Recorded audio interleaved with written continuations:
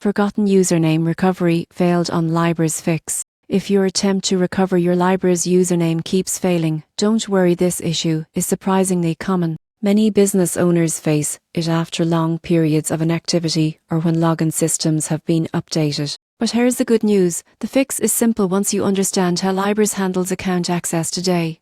The first thing to know is that Liberis has modernized its login system. Most users no longer need a separate username. Instead, your registered email address acts as your main login credential. So if the forgot username option isn't working, that's usually because the platform no longer uses traditional usernames. Here's how to fix it step by step. Step 1.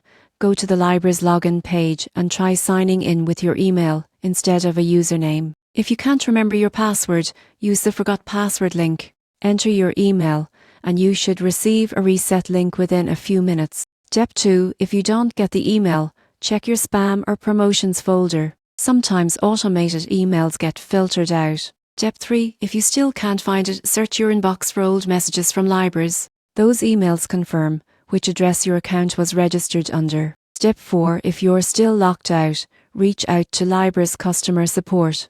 Provide your full name, company name, and the email address you believe was linked to your account.